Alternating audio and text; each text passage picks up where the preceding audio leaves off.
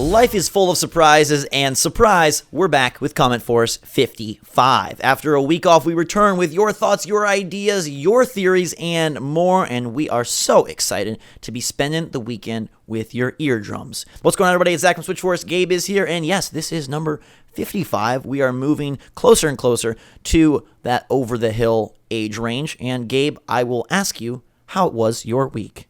My week was mostly good. I also have a question. Isn't 55 over the hill? That's when you start getting like senior citizen discounts, right? That's true. We might be there now. The hill might be behind us at this point. We might be over. Yeah. Gosh, I brought my climbing shoes, and I should have actually brought my sled. Yeah. Because it's still snowing here in Indiana.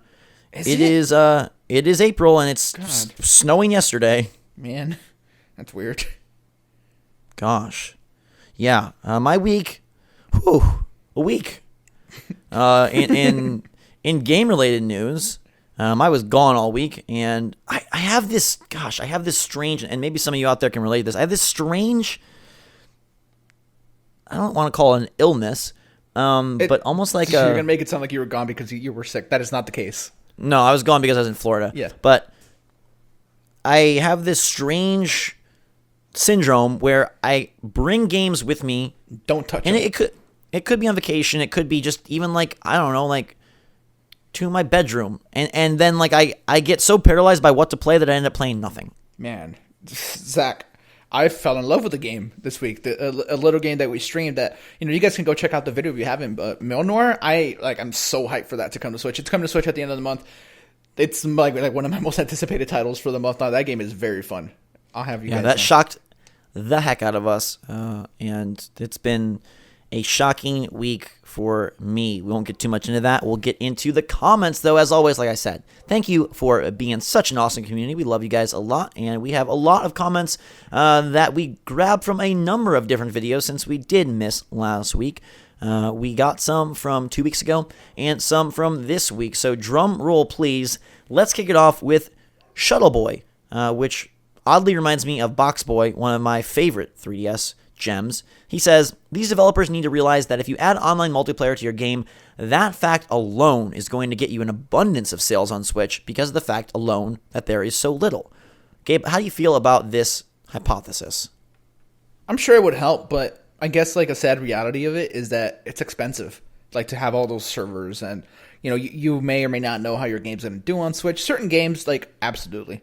Like Stardew Valley for when the online, like not the online, when the multiplayer stuff comes, like that's something that makes sense. Things like Rocket League make sense. But, funny enough, we just spoke about Millenor, a game that I'm excited for that has split Joy-Con functionality on it. It'd be great if we could play that online, but the amount of people that are probably going to do that is probably not worth what it costs to maintain the servers, I think. Right. Yeah, I feel like so much of the Switch's success is because of local multiplayer and that couch co-op, couch multiplayer focus. I don't know that adding online pushes sales. I think it's just the quality of the product and then does the marketing line up in such a way that not only appeals but also is able to gain traction. We've seen some very good games that kind of go under the radar, and we've seen some very good games that rise to the top. And I think it's a pretty even split. Like when we look at the eShop of what games have multiplayer and what don't, I know Stardew Valley, it's coming, but games like Stardew Valley and SteamWorld Dig and Celeste, those have no multiplayer, and yet they're still consistently and overall on top of the list. So I don't think it's a must. I do think it's nice, and I assume it's something that gets a bigger emphasis from Nintendo once that online service is fully released, because to me it seems like right now they're and they always will be, but right now the focus is on like, hey, make sure your game has local multiplayer. I do believe once that online service, that paid online comes out, they will put a bigger push behind like, hey, why not include some online there, guys? Yeah. Well, I think it's like a game by game basis. Some of them would be like greatly improved by online, and I do think that they would sell like more copies of like that game. Snipper Clips is a good example, right? That had like online like on day one, like a lot of people would have purchased that game that didn't, because they just don't have a partner near them, but maybe you have a friend online that you could play the game with. So games like that, I can see how it would lead to more sales, but I guess it just might not be like fiscally viable for a lot of these smaller companies. That's the other thing. These games are so small. Like, Right. Yeah, locals being developed on shoestring budgets. Absolutely. All right, Gabe, why don't you take the shoestring and carry it to Jono Daz? Jono Daz says, awesome Let's Play, guys. Millenor looks absolutely amazing and brutal. Definitely a day one for me on the Switch. Same for us. Like, that game, man. Life is full of surprises. I love surprises like this. Yeah. When Zach told me to stream this, I said, okay, it looks cool, right? The tagline, has, Quentin Tarantino in it, right? Like, they say that this is like Tarantino mixed with like 80s vibe as far as like games go. It's a pixelated game. It's like side scrolling, but it feels like a twin stick shooter sometimes. It's really, really good. The boss fights are like awesome. One of them, it took me like 30 minutes to finish one during the stream just because I wasn't efficient enough. But the story's like really cool. The story went somewhere insane right after you left that stream, Zach. I'm so intrigued by it. I want to play more, and I can play more right now, but I'm going to wait for the Switch release. Yeah, for sure. I wanted to also use this comment to give a chance for both of us to bring up maybe another game that surprised, because so many people quickly dismiss indies. I think it's very cool to highlight those that do, maybe come under the radar or maybe look generic and then impress. Do you have one in mind that would fill like the similar space as Millenor? Yeah, I feel like Shu is a little bit underrated. Like, that game is very, like, serene in a lot of ways and peaceful, but it can also get, like, quite hectic. So I want to give a little shout out to Shu or Oxenfree. That's $5 right now on eShop. It's on sale again. And that's a fun little story. It's an adventure game. It's like point and click. But the story that it tells is about this group of friends on this, like, mysterious island that may or may not be haunted. I thought that was... Oxenfree is what I'll go first. And B, I'll go Shu. Those two. Okay, I'm going to go with Slime Sand, which I think is not the most discussed side-scrolling platformer. You got Celeste, you got End is Nigh, Meat Boy. But Slime Sand is actually very cool. It's very quick. It has a little bit of a different mechanic, and I find that game just very appealing and intriguing. They recently added an expansion, so definitely give that a go. And B is for Bears, and so my B is going to be Astro Bears Party, because how can it not be? KYYD brings a very important question to the table and says, how long are people going to cry about Fortnite? They're going to cry about Fortnite until Fortnite is on Switch. Yeah, it is weird to think, Gabe, that, and you can never predict this, right? But it is weird to think that Fortnite is like the new and also the bigger Minecraft. Not only Minecraft, right? But I forgot what big YouTuber, you might remember off the top of your head. I'm not gonna remember. Someone tweeted like, "Hey, like I haven't been this invested in a multiplayer like online game since like Modern Warfare 2." So like this almost even like takes the place of what Call of Duty used to be. And Call of Duty's still huge. Make no mistake about it. It's very different kinds of games. Both have merit, but the way people are about Fortnite now, like this can only be compared to the cultural phenomenon that was Call of Duty. Yeah, it's so strange. And I guess what I find fascinating, if I was like in college, what I would want to like study and find some way to do like a dissertation on is like, what are the, how would you go about predicting this? Because I kick myself for it every day, but I played Fortnite at E3 when it was just cooperative, whatever, that save the world mode. No one really was into it. And yet here we are. And I mean, the features or the parallels between Minecraft and Fortnite, I think, are far greater than like Fortnite and Call of Duty. But it is so impossible, given the extreme quantity of games released on a daily basis, to predict what is going to become a juggernaut. And yet, I wish we could come up with some secret sauce, some secret formula, like, let's go Mr. Krabs on this, and figure out what makes these games the biggest. Well, this formula is a little bit easier to crack, actually. All right, so insert the gameplay, right? Take a little bit of PUBG, insert free into the equation. That's a big thing. Like this is that's huge. Yeah, like this is free. So literally, and that to me is fascinating. Like a game of this quality and this stature is free. Yeah, and this isn't like Flappy Bird. They're making a ton of money now, right? All these skins, people go crazy anytime that any of the new cosmetics are announced and released. I can see why this is popular, like because PUBG came and it darn near like created a new genre Fortnite said, hey, that's cool, let's do that, but with building, and it was kind of like the perfect storm, no pun intended, because, the blue zone in Fortnite's called the storm. So, yeah, I don't see Fortnite going away anytime soon. They constantly have new modes going on right now. They have that, like, explosives, like, only mode where there's, like, rockets only. Like, there's a lot of very good stuff. And they're now doing, like, weird event-type stuff where there's, like, a comet going down towards, like, Tilted. And people are hypothesizing that it's just going to destroy it and it's going to lead to, like, a new, like, area of a map. It's crazy. I do wonder if, and it's, I guess, a greater gaming question, like as a whole of the industry, does this lead some publisher to take a risk and go free on a major AAA title to see if they can drum up this sort of buzz? I know that's very dangerous and I know that's very risky, but given the success of Fortnite, and I don't even know what franchise would fit this, it almost would have to be something new, but would say a Ubisoft say, hey, we're putting out a game on PS4 and Xbox One and Switch, and it's multiplayer focused and it's free, but it's not an indie project or a Ubi Create or a Square Enix collective. It's like a full on game, but we're going free with cosmetics to try and drum up this level of, or even half this level or a quarter of this level of support. The risk is just too big. Like it's something that no company I can think of is gonna like openly tackle. Let's be honest for a minute. The reason this happened with Fortnite is because Fortnite was failing. Like, the Save the World stuff was not hitting the way that Epic wanted, so this was like a last-ditch effort to try to save the game, and hey, like, it worked. Could be, but I guess that's a discussion for another day. I think the final answer here, KYYD, is that people are going to be up in arms about Fortnite until it arrives on the Switch. Francis B says, I saw a tweet showing Spyro Remastered listed on Nintendo UK's site, so I'd say it's still coming. Zach.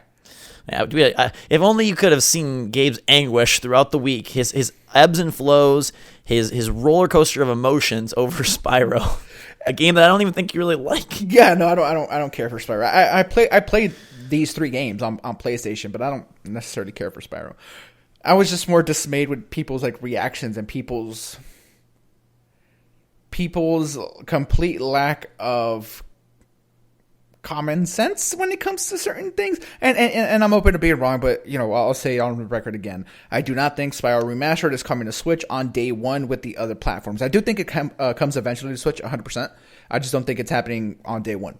But people think that's still happening for some reason, and that to me is a little bit bonkers. But this Nintendo UK thing got taken down right away. It didn't have the correct name of the game. So, yeah, just to summarize what happened, after the announcement from Activision and Toys for Bob, Super Sleuth spotted a listing for Spyro Remastered on Nintendo UK's store. Now, the title of the game is like the Reignited Trilogy, so it was not the right title. It was the right price point. It had no date. We then found out that store/site is operated externally, apparently. But regardless, tons of people saw this, assumed maybe Nintendo is going to announce on their own, but then that listing was removed. Yeah, and to be clear, Nintendo probably does want to like announce it on their own. I guess it's just not a day one thing. And to me, the weird part is the Nintendo not being in charge of this Nintendo site. like there seems to be validity to that. I don't really care to talk about Spyro too much anymore. I hope they come to Switch pretty soon. Afterwards, I don't think it's happening day one, but maybe months and not a full year. Who knows? I absolutely don't think it's a full year. The crash situation is due to the timed exclusivity on PS4. This does not have that given its simultaneous Xbox One PS4 launch. I still, Gabe, and you'll call me bonkers, but I still think there's the potential for this to be announced at a Direct or at E3 and coming to Switch day and date. Nintendo really likes to take ownership of their third-party ports, and I could see that happening. If not, maybe it hits in December or maybe it hits in February. I do not think this is a full calendar year situation. I think you will definitely be playing Spyro within year 2 of Nintendo Switch. Yeah, I mean, I'd love to see that. A lot of people are really excited for it. And this almost makes me want to go back and play the games because I don't remember them being that fun, but maybe I'm wrong. I'm open to that as well. I remember them being fun. It's my go-to Target game. Like when I think of being at Target with my mom, that was the demo kiosk game that I played the most of, was Spyro You're the Dragon, the third title. But I feel like they're just such products of their time. And I'm sure nostalgia will captivate enough people, but I don't know that the gameplay loop is really a good one for 2018. But alas, Spyro, we hope it comes to Switch, if for no other reason than console parity. Zach Campbell brings in an interesting question, Gabe, and it's a bit of a deep one, so here we go. You guys should do a prediction on what Nintendo's plan is on releases. I've been looking, and it seems like most of their titles that they've hyped up, besides Smash, of course, are in May, and some June. I think one in July. Crash, Hyrule Warriors, Donkey Kong Country Tropical Freeze, all set for May. Those games, I would assume, are going to be all around $60, and that would be sucking a lot out of people's wallets. You'd think they would maybe want to spread that out a little more. And the question I want to pull out of this comment, Gabe, is, we've posited what's their year like? Is it going to be bigger, smaller? Do you think loading up the May, June, summer months indicates that they do have more for the fall than maybe some are expecting? How much of that is just Smash? Like, to be honest, right? They're launching the online. They have other games in the fall that are not Smash. I'm pretty confident about that, right? We just don't know what they are. Fire Emblem's still coming. Yoshi's still coming at some point. Beyond that, do I think there's a new unannounced Nintendo game coming this year? Probably. I just don't know what it is. And I would venture to say that there is a big third-party push in the fall. I mean, every fall has a big push, but I think there will be, and maybe that's why some of these, whatever you want to call them, secondary, tertiary re-releases, in the form of Hyrule Warriors, Crash, and Donkey Kong Country, and even Mario Tennis Aces, like, get those out before that fall rush where the bigger properties like to throw their weight around. I definitely do think that we are going to get a full year of releases from Nintendo. I do not think this is a case where, we go to E3 and, they talk Smash and 2019. Like, I believe, and maybe I'm foolish and maybe I'll be disappointed, but I believe that the second half of 2018 is much more fruitful when it comes to AAA releases than the first half. I can see that. I mean, how much stuff is really coming in the first half? We have Bayonetta, which is ports, then Labo, which is Labo, a lifestyle, as you put it. Dark Souls, Crash, yeah, Wolfenstein in theory. Wolfenstein may be second half of the year. We don't know. Yeah, it could be. But I definitely do think, Zach, good name, by the way, good spelling, that we get quite a bit at E3. And to answer your little question at the end about why not spread it out, I think it's because they need to fill the calendar. And yeah, last year they like to spread their games out, but I think for whatever reason, the third-party lineup is not lining up in those months, and so they are putting a lot of their stuff. I mean, you are getting Crash and you are getting Dark Souls, so that is third party. But yeah, I think also so is Wolfenstein, so is Mega Man. Like, there's in terms of $60 retail releases. Okay. And but I do think also a part of this, Zach, is that the games you listed from Nintendo, Hyrule, Donkey Kong, even Bayonetta, are re-releases, and so I think it's fine to double those up. Yeah. As opposed to like, Animal Crossing, and we're going to double that up with Hyrule and Donkey Kong. Like, that wouldn't happen. Yeah. Anyways, all right. Go on to snacking, Gabe. Let's get snacking. Snacking on games. I do not want to snack on games. I honestly feel especially not Switch games. No. Gosh.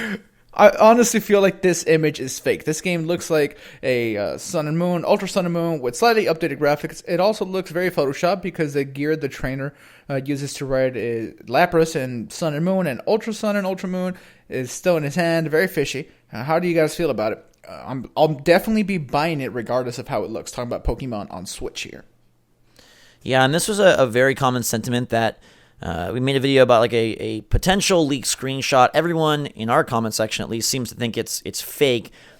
But Gabe, I did want to ask, we all are assuming this is going to be some dramatic step up in graphics. How would you feel if the game was a polished and maybe more dynamic, but not that much different looking iteration of Pokemon? I've been open about the fact that I am a lapsed Pokemon fan, so to me this wouldn't be that much of a big deal. It's still going to be an experience I haven't had in quite some time, and I feel like the newer games, Ultra Sun, Ultra Moon, for example, are different enough from what I remember Pokemon to be that I wouldn't be offended by it being just a graphically a little bit better, but still very samey game. But I also tend to think the image is fake. A lot of Pokemon fan sites picked it up, and it was all over Twitter, and there was a big hoopla about it. There was. I just don't think that it's real, personally. I could be wrong. I mean, of course, I'm wrong all the time. But I think that for the first big outing on Switch, Nintendo's going to want something different. The only credence I'll give to that image, and it may not be much, so get your salt shakers out, is that no one has claimed it yet. And typically that happens. It's happened with the fake new starters. It's happened with plenty of other Nintendo-related leaks. No one has claimed this. So that's odd. Can I claim it? Sure. I also... I think that if, say, they announce Pokemon Switch and it looks very similar, I think there is quite a bit of uproar, but I don't think that impacts sales in any way, unfortunately. I very much am of the mindset that I hope and think that it's going to look dramatically different and better, but if it didn't and their vision of Pokemon is in that style and that's how it looks, I think there's a little bit of like at the beginning, but I think that game still comes out and sells double-digit million copies, right away. Yeah, the only reason I think it's fake is just because we saw these job listings for 3D environments and things like that. So, well, we'll have to snack on that when it actually gets announced, yeah. Which is hopefully soon. In the meantime, Harold Perez says, still waiting for the exciting, and this is in reference to Switch Games' new announcements. And, I thought this week was a great week, not only because of Millenoir really impressing us, but also because of some of the announcements. And I'm just bummed that people still have this common mindset that the Switch is not exciting. If it's not a new Call of Duty, if it's not a new Mario, it seems like some people just are not going to be pleased. And yet there are all of these brilliant games coming out for the platform. And whether they're brand new or whether they're ports in the form of Firewatch and Don't Starve coming next week, some really quality stuff. And it's almost now in this sort of stupid cycle where unless it is like Mario Galaxy 3 or Metroid or an original game from Ubisoft, like what even qualifies exciting? I don't know. And to me, these aren't people that are PS4, Xbox One fanboys just pooping on the Switch. It's Switch owners that have somehow lulled themselves into this mindset that the games are not good or exciting. But I don't know. Yeah, well, it's a weird mindset. Yeah, maybe the ports have something to do with the fact that a lot of the games coming this year from Nintendo are ports, and we knew that early on in the year. There was rumors about hey, this is going to be a big port year for Nintendo. They don't have a ton of other stuff ready quite yet, so maybe they're not excited by that, and the inundation of these indie games that are still of the utmost quality a lot of the times. People just want these big experiences that aren't happening quite yet. Yeah, I don't know. I guess I just, as someone who really loves a lot of the smaller titles, I'm bummed to see them constantly get pegged as boring, dull. And look, I get it. It would be great if Monster Hunter World, and the Division 2 and things like that were all coming to Switch, and we could play these big tentpole, industry-wide amazing experiences, or if there were, third-party exclusives in the vein of God of War, State of Decay 2. But I think we can still pull for those without dismissing the other. They're not. It's not mutually exclusive. Yeah, I agree. All right. We'll move on though to SpongeBob's Animation Nation. Great name. Labo is a lifestyle. Zach in 2018. So this is where I got it from. Yes, it is. And it is a lifestyle, and I want to really embrace this lifestyle, Gabe. I want us to come up with cardboard outfits. I want us to get cardboard cuts. I want us to... by the way, my cardboard cut is still there. 3 months and running. I swear it is a... I have a theory about that cardboard cut. I think it is a Labo stigma. Yeah. Stigmata? Stigma. Stigmata. Not stigma. Stigma does not apply. It's a stigmata. I'm waiting for the arrival of Labo. Yeah. Please come to me. No, I'm actually I'm not excited for Labo in the traditional sense of a video game. I am fascinated by Labo in the way I would be a new piece of hardware, if that makes sense. I know it's a game, but I'm interested in it for the same reasons that I find getting a new console exciting, checking out the menus, seeing how the controller works, unboxing it, seeing how it feels. That's my enthusiasm for Labo. It's not so much playing the actual game. By all accounts, I'll play the games, but I almost would be fine just building it and then That's interesting. Look out for our "Let's Burn Labo to the Ground" video. Oh God, please no, please no. Yeah, like there's always those videos like, man, Nintendo products can survive anything. The Labo ones are gonna be very funny because how much heat can Labo support? Yeah, like dropping a Switch from 1,000 feet and it's like totally fine. Dropping Labo from like 1,000 inches and it's how long can Labo survive in a microwave? Maybe Nintendo has used a lot of their R&D dollars on developing the sturdiest cardboard in the world. Who knows? Yeah, we'll see. Fourth Edge member number 75 says, this style of video is cool, referencing on-camera discussions. He says, I love seeing Gabe's beard up close and personal. In other news, I can't find time to play so many games like others can. There are many Switch games, even 3DS and Wii U games that I haven't purchased because I know I don't have time to play them. I feel like I'm missing out. I may have to wait until I'm 80 and retired to play these games. Yeah, that's a problem for all of us. There are way too many games to play. And selecting which you play and dive your time into, like, that's something I referenced at the top of the video, is like, I get paralyzed by that. So I feel you, Fourth Edge member number 75. I'm glad that you got in the queue early, though. Like, you're not like top 10, but 75, it's pretty early. But no, like, it is a tough one. And yeah, like, it's, even for the games that we do not get review code for, there are a number of titles that I purchase and never play because there's just not enough time. There's not enough hours. I don't have enough hands. Yeah, you can borrow my hands from time to time. My hands are free a lot of the time. Fourth Edge member, happy that you're liking that style of video. I'm trying to improve them as I go, but I'm a one-person crew over here, so certain things are difficult for me to do alone. But happy you've been enjoying that. As far as the games go, like, I hate to like talk about other platforms a whole lot, so I won't. But things like Far Cry 5, like, that's a game I really, really, really want to play, but I also know I can't right now. So yeah. And just to be clear, we're both one-man crews that come together to form a two-man channel. Yes. So we just operate very opposite ends of the country, so it's a little hard to, like, I can't be like, hey, Gabe, I'll film, and you sit there. Like, we have to do everything kind of like it's too... It's like a long distance relationship. All right. Yeah. Let's wrap things up. And Gabe, I'm gonna read this one just because I'm bossy. This was fascinating to me. This is like serendipitous at a different level. Nathaniel Bandy, who runs a very, very cool Nintendo channel, says, LMAO, I can't believe we posted the same topic at the exact same time. And this is from about a week ago. But we both posted a Smash Switch stages that we'd like to see video literally within seconds of each other with no awareness. Like, I'll be honest, I didn't know who this was until this happened. Hey, can I be honest about something else? Yeah. We made that video 3 or 4 days before it went up because we knew that Zach was going to be away for a week. So we were trying to do things together that we could like post while he was gone, so it's not just like a Gabe Force for a week. And this is one of those videos that I forgot who thought of it. One of us thought, hey, Smash stages, we can talk about that. It's an interesting topic, and we made it, and we sat on it for like 4 days before it went up. So like the likelihood of this is literally winning the lottery. So I feel like we won the lottery, Gabe. We didn't really get any coins out of it, but I mean, I'm sure it's happened before in the history of YouTube. It's just insane that it literally was within seconds. Yeah. Like, when you take it all into account, when you take into account the fact that we made this like days and days ahead of time, and we literally sat on it until whenever it went up for, like, there was no, like, to be honest, there was no rhyme or reason why it went up at that time. It just did. Like, yeah, it was kismet. But I also do want to give a shout out to Nathaniel Brandy here, because I did look at his channel and he does some cool stuff.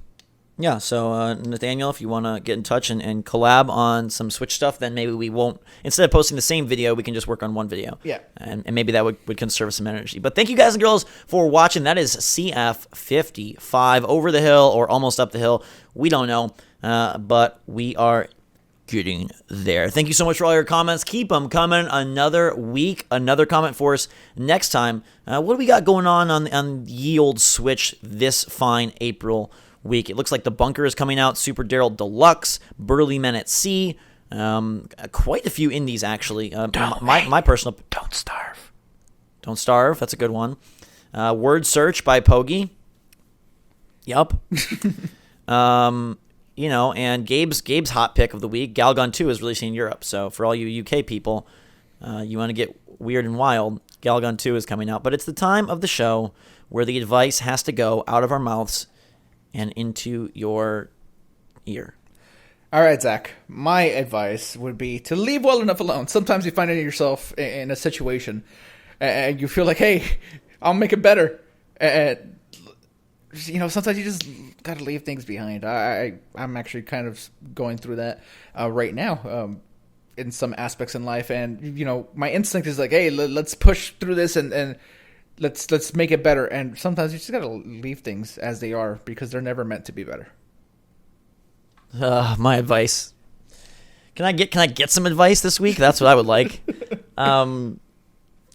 It's me and Gabe always joke that we just have like a life force where we just talk about all the weird stuff that happens behind the scenes. But my advice would be, I watched a pretty solid movie called Roman J. Israel Esquire, starring the notorious Denzel Washington, one of my favorite actors. Shout out to Remember the Titans, and a very young and feisty Hayden Panettiere.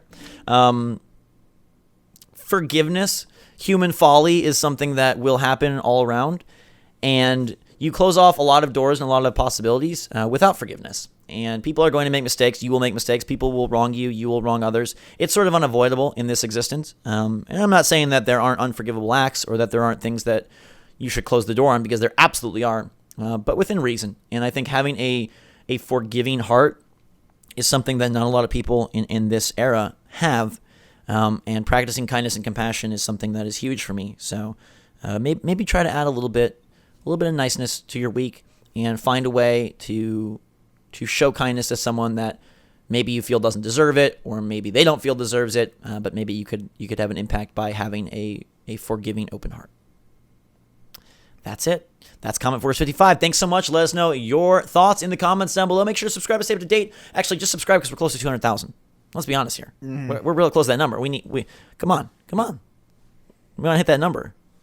200K. That's a big number. I always like to think of it in football fields. I go to a lot of Detroit Lions games. It's crazy to think that there are 3.5 Ford Fields of you out there. We really appreciate you. It's a lot of people. It's like the new LA stadium is going to be like 100K, so it's like two of those. Wow. Two of those. Jerry Jones would be jealous. But that's enough football talk. Good. That's my life. I want to make Jerry Jones jealous. Life goals accomplished, and we hope your life is great this week. So until next time, my friends, Gabe's friends, thanks again. Switch Force out.